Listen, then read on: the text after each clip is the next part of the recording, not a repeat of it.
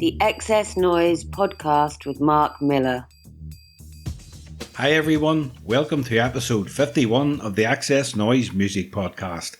Thanks for downloading. I'm your host, my name is Mark Millar, and on this week's podcast I speak to Megan and Rebecca from Grammy-nominated roots rock duo Larkin Poe about their new album Paint the Roses live in concert, featuring innovative hybrid orchestra Nu Deco Ensemble. If you missed last week's episode, I spoke to James and Chloe from Wings of Desire about their fantastic new EP, Amun-Ra. So check it out, and if you like the podcast, it would be amazing if you subscribed and shared with your friends. If you want up-to-date music news, album reviews and interviews, then check out our main website at xsnoize.com. You can also follow us on Instagram, Twitter and Facebook. Here's XS Noize writer Dan Lynch with some highlights of what's on the website this week.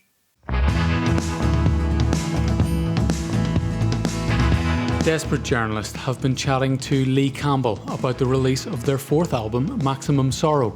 The band opens up about comparisons with Kate Bush, the album's artwork, and balancing their jobs with forging a career in music. Irish rock legends Therapy have announced a one-off live stream gig to celebrate the band's 30 years releasing music. It's happening on October 29th, and the band says it'll be intense. Ticket details are in our news section. And Wolf Alice are among a host of artists teaming up with the National Lottery and the Music Venue Trust for the Revive Live campaign. The band has announced several shows at independent venues aimed at supporting the live music sector. You can check the tour dates and read a review of the band's Mercury Prize nominated third album, Blue Weekends, at xsnoize.com. Last December, Larkin Poe teamed up with Nu Deco Ensemble for a special live stream show. It was Larkin Poe's first show in support of their critically acclaimed album Selfmade Man, which reached number 1 on the UK's independent and Americana charts and on Billboard's Blues album chart. Larkin Poe and Nu Deco Ensemble document the remarkable event in the album Paint the Roses live in concert, which will be released on September 17th. I sat down with Megan and Rebecca from Larkin Poe to talk about the release and much more. So sit back, relax, and enjoy the XS Noize Music Podcast with Larkin Poe. Hello, hi Rebecca, hi Megan. Hi, how you doing? Well, thanks very much for taking the time to have a chat about your upcoming release. I'm really enjoying it. So hopefully you can tell me more. Yeah, of course. Absolutely. Thank you. Going back to the beginning, when did you start to develop your love for music? I feel like, this is Rebecca, by the way. I feel like love of music was something, fortunately, that was, planted very deep from very early in our childhood. Our mother and our father are big music lovers. And while we're the first generation of proper music makers in our family, listening to records, having music playing in the house, that was something that we were, always around as children. So I think probably from, 3 and 4 years old on. Yeah. I mean, Rebecca was 3 and I was 4 when we first started playing. So I can't even really remember a time when we weren't playing or listening to music. Mm-hmm. What sort of music were you listening to growing up around the house? Classical violin and piano. Originally, that's what we were playing. Our folks put us into lessons. But listening wise, our folks have a very wide taste of music. So our dad was playing a lot of classic rock and folk rock, a lot of bluegrass and acoustic music. So we grew up listening to all kinds. I know. I think we never thought it was odd, but now looking back, it is very cool to know that we were listening to everything from Phantom of the Opera to classical music to folk music to bluegrass to some pretty hard rock. So we feel grateful for that breadth. When did you decide to pursue music as a career? It's funny you asked that because I don't know it was ever a conscious decision. I think it was one of those moments, 5 or 6 years in that we realized, we're actually treating this like it's our job. It was somewhat of an accidental or organic shift. It was just music and making music and playing shows. It was always such a great passion that it slowly took up more and more of our time. I would say, though, when we started Larkin Poe, Megan and I were both, late teens, early 20s. And it was a little bit more of a conscious decision then. It was the realization of, all right, we're putting a lot of time into this, and we are dedicated to the path. So I would say maybe in 2010-ish, we kind of officially committed our lives and, laid the blood on the altar. Said I do to music. When you're writing songs, what's the songwriting process between the both of you? Do you both bring songs to the table, or do you sit down and write songs together? It's kind of all of the above. Over the years, we've done it many different ways. I would definitely say Rebecca is the main songwriter for the band. Since she's the lead singer, it has always felt very right for her, for like the nugget of the idea or the lyrical idea to kind of come from her, because that feels very, very honest for her to sing. So I feel very lucky to have her around to kind of bring song ideas, and then I can kind of just add my 2 cents in a little later. Well, it's also, I think it's a very fortuitous partnership in that Megan is supportive of, me kind of taking the reins on some of the songwriting. So it's pretty special to be sisters in a band and making songs that do feel true to both of us because of our unique shared experience. But I will oftentimes, begin songs and then bring them to Megan, and then Slide Queen comes in and it sounds like Larkin Poe. Can you remember the first song that you wrote? You thought, right, this is a really good song. The first song that I wrote that I actually liked was a song called Distance.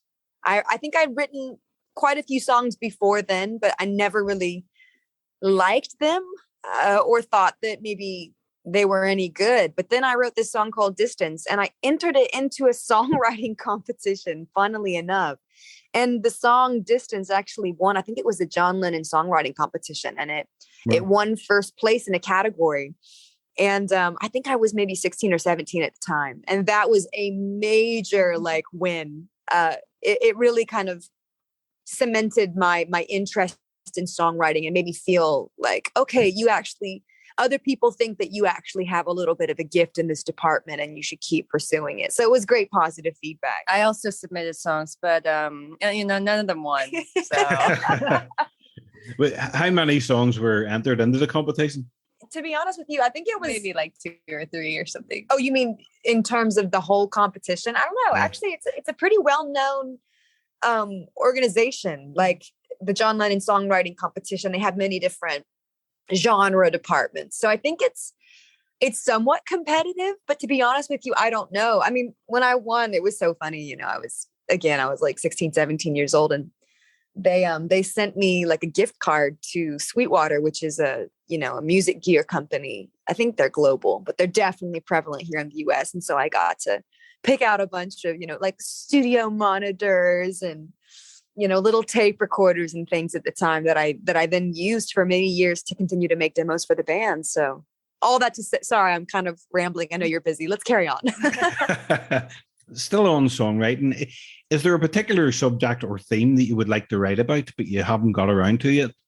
Ooh, yeah, I've not written very many dyed in the wool love songs, true from the heart, happy, satisfied, fulfilled love songs. And I've been married for coming up on 2 years now, and I'm very much in love with my husband. And so I really would like to write some just straight down the middle, from the heart love songs for him. And I'm getting there. It's just I think it's a bit of a confidence game. What do you think, Meg? Yeah, it's hard to write happy songs, isn't it? That feel genuine. Not cheesy. For sure. It is a very fine line, which is why, hats off to Bryan Adams for being one of the greatest romantic writers of all time. He's just, some people might call him a bit cheesy, but I find it incredibly sweet and from the heart. So I'm gonna channel some Bryan Adams energy, hopefully, here in the future, and write some real sweet love songs. Last year, during the pandemic, you released your critically acclaimed album, Selfmade Man, which reached number 1 on the UK's independent and Americana album charts and on Billboard's Blues album chart. During that time, a lot of artists held their releases back. Why did you decide to still put the album out? Legitimately, it was on the table for us to postpone the release. I think a lot of people in our team and, even Megan and myself, we were on the fence about whether or not we should release it, what was going to be the quote unquote wise move. But ultimately, I think what carried the day in pushing forward with the release was the belief that music truly is a companion for people in the tough times. Like whenever you're at a funeral or you're going through a breakup or, your heart is broken over, whatever loss you may be experiencing, music is such a great conduit to experience and to process emotion. So we decided, hey, if our songs are going to be companions to people, we'd rather them be companions to people in the tough times. And we have received many, many messages in the year and a half, 2 years that Selfmade Man has been out, of people saying, hey, this music really helped me through. You guys were part of, the music rotation that really helped pull me through a lot of confusion and isolation. So thank you. And similarly, I think being able to reach out and connect with people through music for us was incredibly cathartic and helpful in maintaining a sense of normalcy, So that was the real motivator for pushing ahead with the release. And we like to have things to do. So promoting the release and having to be creative in the way that we promoted it and were able to play it on live streams, that appealed to us as well. Yeah.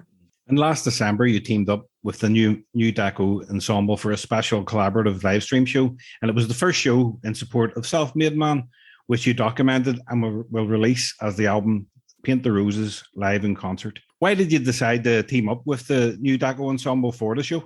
Nu Deco approached us with this idea of doing a special live stream, and we were just so impressed with their musicality and the respect that they would pay to the artists that they collaborate with. It just seemed like a brilliant opportunity to try something a little bit different. So we didn't really know what we were in for. Like when we flew down to Miami, it was sort of a surprise and everything was revealed at rehearsal the night before the show. And, it was just supposed to be a one-off live stream, and the live stream went really well. And we had people tuning in from all over the world, and the performance felt really nice. And we listened back to the recordings and thought they just felt so magical. It seemed a shame for it to be a one-time only thing. So we, talked to Nu Deco and figured out a way to be able to release it to people. We're so excited, especially to release the song, Mad as a Hatter, which has been, people have really asked for that song to be recorded. So it's finally going to be released after so many years. Yeah. And I think also it is very nostalgic based on classical music being our original introduction into playing music, to have been a part of symphonies and quartets as, young teenagers, so to be able to play kind of our, the music of our adulthood with the roots rock and roll songs, and to hear it supported with the underpinnings of a classical interpretation, it was really special. And it definitely feels like a full circle moment. Yeah, it's a great album. I love the way it kicks off with your cover of the old Bessie James classic song Sometimes, which also featured on your Venom and Faith album. It's a fantastic way to begin the album. Thank you. I think so too. And again, when folks go back and they listen to the Venom and Faith rendition, they'll hear, in the middle section, there's a horn section. It was something that I had written as, just sort of a one-off, for a demo, having fun with programming a horn line. And so to be able to then take that song into the context with Nu Deco Ensemble and hear a live horn section and string section perform those lines that we had written, years before, with the intent of performing it with a live horn section, it was very exciting. And so to be able to finally share this, it's a very, vibrant moment musically with people. It brings us so much joy. The highlight for me is the new version of Every Bird That Flies. It's a really amazing track, and it's so different from the album version. What was it like working with Nu Deco to come up with that version? It's funny you mentioned that song, because I think that along with Mad as a Hatter is my favorite moment on the album. As Megan said, we walked into the situation somewhat blind. We weren't able to hear the arrangements before we actually flew down to Miami. This would have been December of 2020. we flew down at the very beginning of the month and had a day of rehearsal and then performed the show the next evening.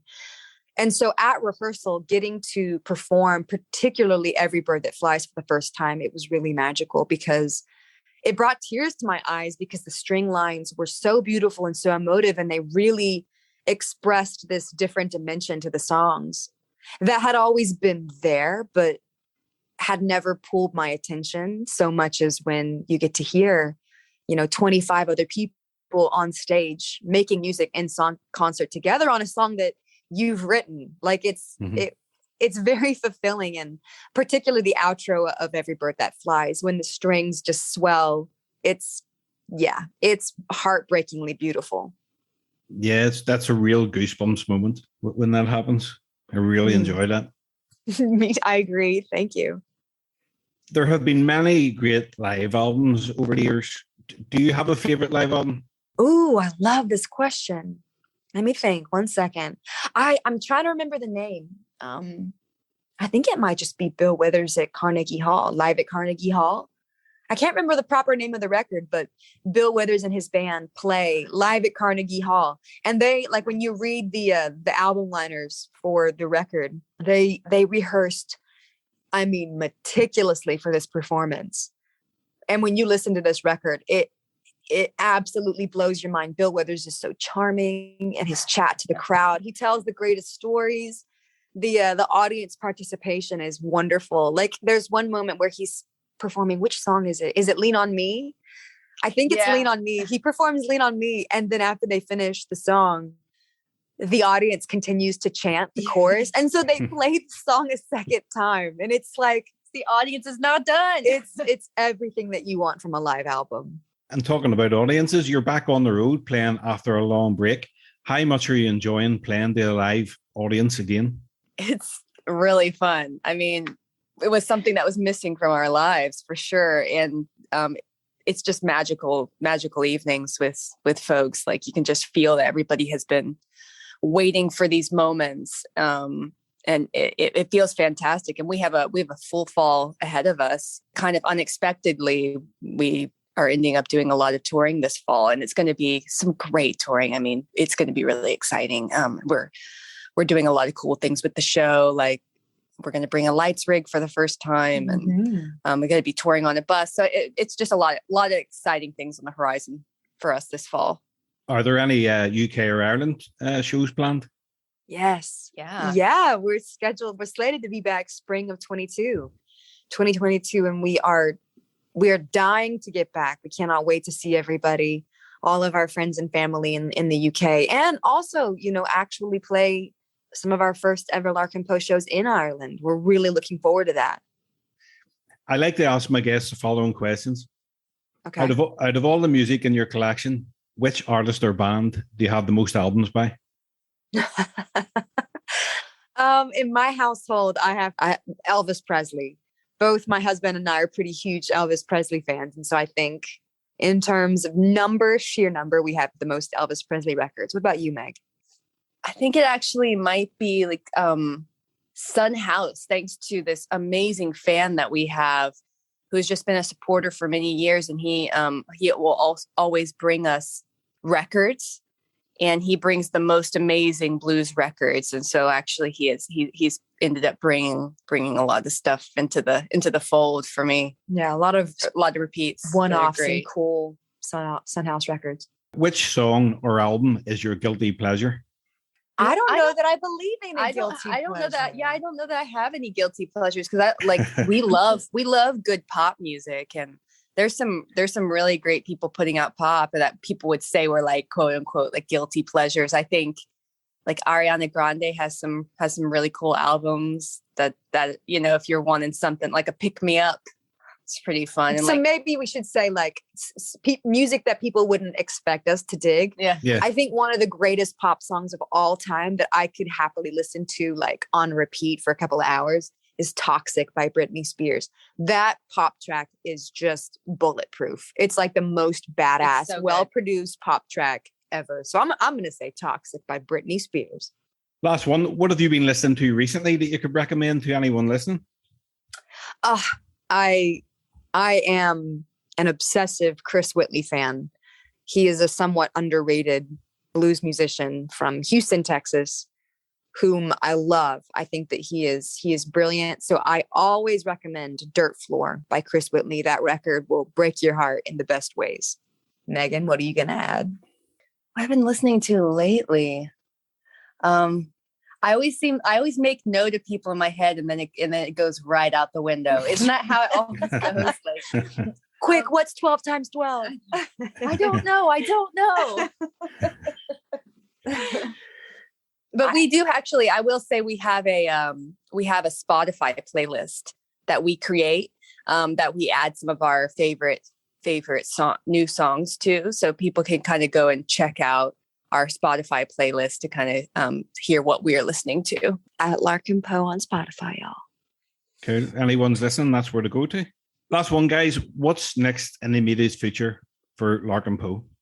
Well, we are in Rochester, New York right now. We actually played a summer concert series last night. So we're going to get in the car and drive 8 hours today to our next gig.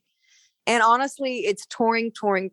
As Megan said, it's a bit unexpected. We didn't even have a hope that we would be playing so many shows this year, but we are.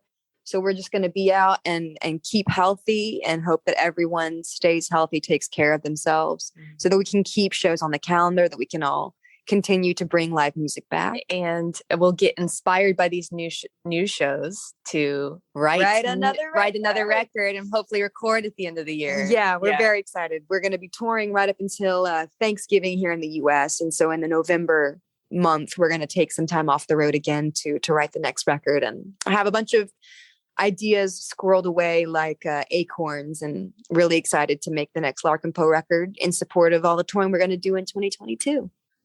Thanks very much, guys. I wish you all the best with the new record, and hopefully see you over in Ireland at some stage in the immediate future. We look forward to it. Thank you so much. Thanks for your time. Thank you. All righty, bye. Bye. The XS Noize Podcast with Mark Miller.